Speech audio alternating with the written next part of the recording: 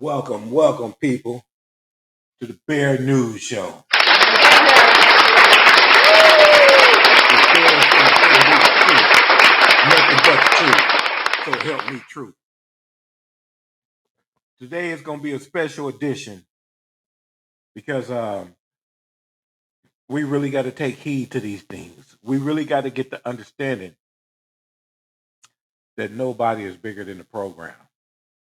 No one is bigger than the program. The news that we're going to be kicking it in. It's called These Preachers is Going to Hell. I mean going to jail, y'all. They ain't going to Yale. They ain't going to Yale, but they going to hell jail in themselves for a pretty long time. They doing, y'all. It's their time, and they don't deserve any respect anymore. So I'm asking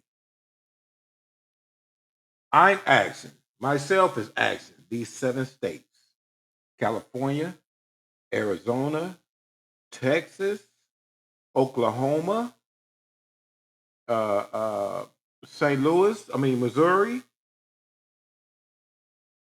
Chicago, and Detroit. I'm asking these 7 states, and I'm going deeper. I want these 7 hoods. I want these hoods out these 7 states to come together and get these preachers up out of here. We don't need those churches no more. Mm? Especially they stealing. He calling that God's house, calling that God's money, and you stealing. You stealing. Tell them what you did. Hmm? Go ahead. Tell them. Let them know that you've been doing some foul things around here, sir. You've been doing some foul things. But see, I've been knowing that you've been doing these things all along, all this time. You know what I'm saying? I can remember what changed my whole outlook on this religious stuff. Because it's not religious. It's not. We're going to show you. I'm going to show you what religion is. Hmm? I'm going to show you what religion is. This stuff is not religion. So it's um about 10. Yeah, I think I was about 10. I was about 10. And now my dad, he was always the spirit of God. It's us. He was always that's son, we are gods. Or he would make us say that he's the God. So my dad knew all the time. It was just my stepmama that got into this. Bless her heart. Bless her heart. She didn't understand what was going on, but she didn't want to let it go.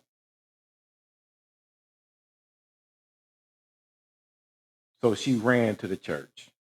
And by her doing these things, we was exposed because she was really deep into it.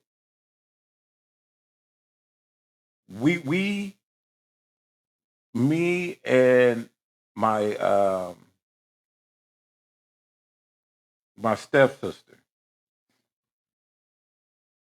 we was exposed to this thing like deep hand because Granny, that's the stepmama, mama. She she knew well. We stayed across the street from the pastor. Her name was Pastor Jones. So she was going to Pastor Jones, illustrating what she would call what she would known as her abusive relationship. So as a woman to a woman, she already clinged on to her. So she had first hand at Pastor Jones. She was there. She was the assistant Pastor Jones. Pastor Jones Jr. Miss Pastor Jones Jr. That's what she was. Huh? Pastor Jones Jr. Now, we used to go to this revival. Now, after church, I'm outside. I can't wait to go outside with the homeboys. You know what I'm saying? Because it's only a few hours anyway. My dad was strict.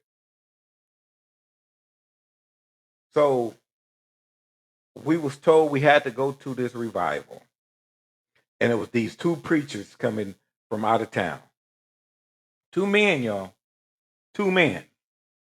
Oh, they get up there hooping. And Jesus said that you better empty your pockets, huh?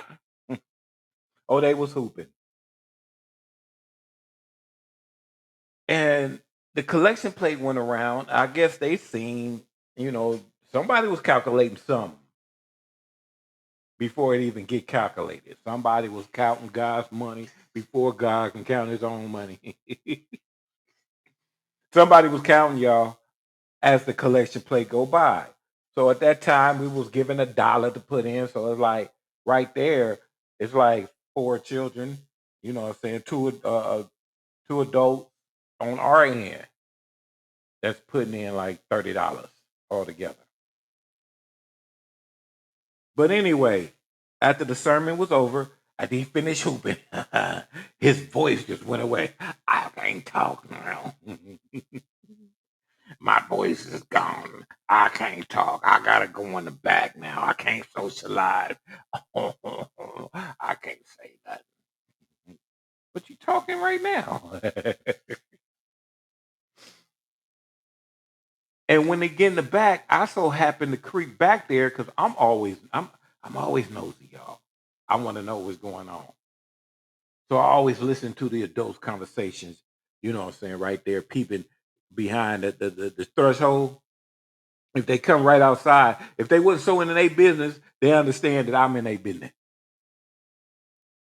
So they go in the room. 5 minutes later, here I go creeping because I hear a disturbance. Him in his voice. And a little, it was one that was talking. His voice, like, okay, I was confused. I thought it was a harsh speaking woman. All of a sudden, they came in this church. I don't know. I don't know all the women there. So I'm thinking he's talking to a harsh speaking woman. But come to find out, you know what I'm saying? Because the voice changed within the optics, it was that other preacher. They came together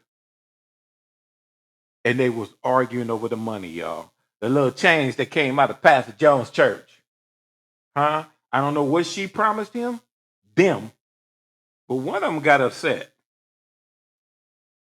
One of them got mad because it wasn't enough money. They going to hell. I mean, they going to jail, y'all, because it wasn't enough money. Let me see if my partner's going to chime in.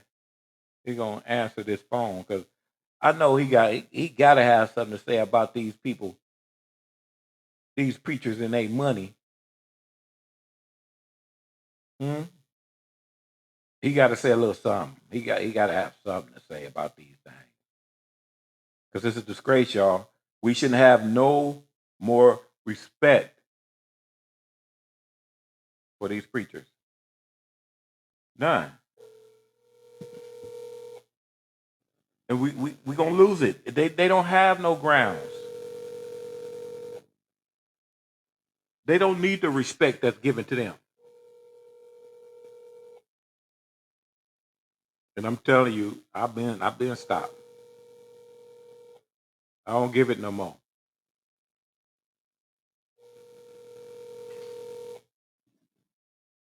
What you doing on this Saturday, man? Let me try one more time, just in case. But I do not give them my respect no more. They don't deserve it. They don't need it. Huh?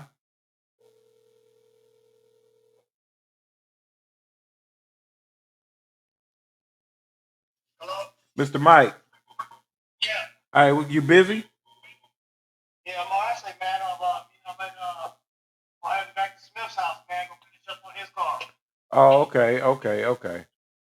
Well, I get nothing. I was just doing this thing about these preachers going to hell. I mean, they going to jail for stealing the money and doing things in the church. See what you have to say about them. What's that on? What you got going on? You live on YouTube or something? No. I'm not live. I'm recording it though. I'm gonna put it on after I'm done. Oh, okay. Yeah. So I'm doing. Send me the link. How'd you get to that? Send me the link. I'll definitely listen to it. Okay. You got something to say about them right quick? Nothing yet. I mean, I don't know what they doing. I don't know what they be doing in the money. Davies. No idea, All right, mister. All right now. All right.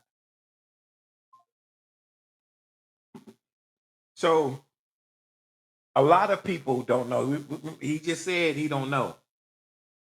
He don't know what they be doing. And I don't know what they be doing. He's a mechanic, so he more into what them tools is doing, what them fuels is doing. And that's a good thing to be. I'm telling y'all. If you ain't gonna say nothing about it, if you ain't gonna do nothing about it, stay out of their business. Stay out of their business. But me, personally, I spent at least 4 or 5 years going around testing those that say they are preachers and are not. 3rd chapter of Thyatira. And I didn't brush a few shoulders because I destroy in their pockets. Show them that tithing is not essential. You ain't supposed to be asking for tithing. Will a man rob God? Finish reading it. It's a question, a psychological question that they asking themselves. Would a man rob God for what tithing and offering? If you finish reading it tell you what to do with your tithing.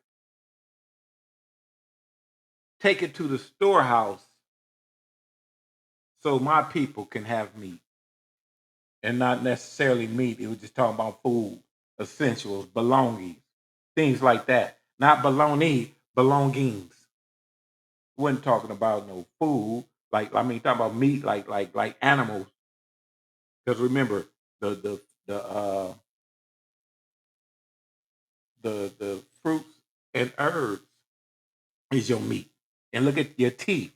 It's made for grain, not to dig into flesh. It's made for grain, not to dig into flesh. So what we're gonna do here is we're gonna check out the first candidate.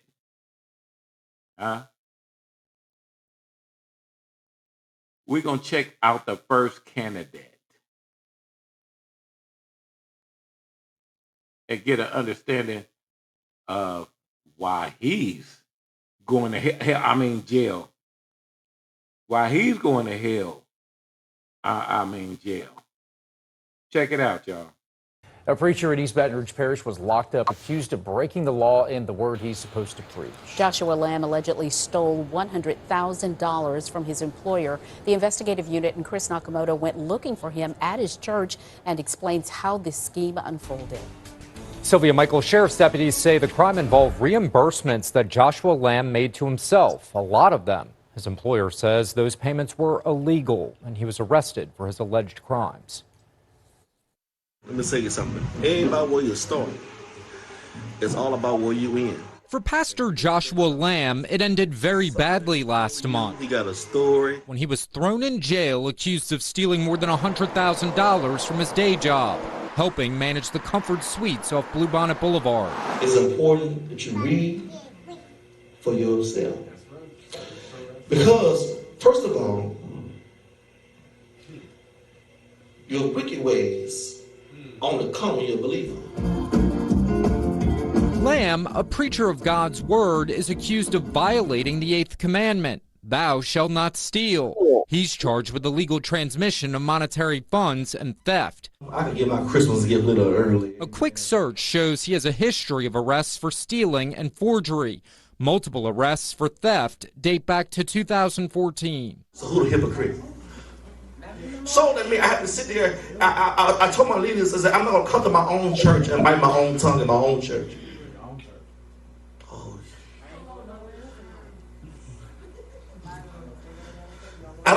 I told assistants, I don't want you to sit on side of me, knowing that you ain't really for me. In many of the videos posted online, Lamb summons people from Baton Rouge to appear here at his church, located in a strip mall in Baker. One door leading in, no one there Tuesday, and Lamb did not answer calls to his cell phone. At one point in time, we used to try to do right. Some people be real, we don't even try. It was the vice president of operations at the Comfort Suites that brought Lamb's alleged wicked ways to light. Investigators say Lamb, the general manager of the hotel, issued himself fraudulent reimbursements. The hotel says the reimbursements are always made with a paper check and not through the payroll system.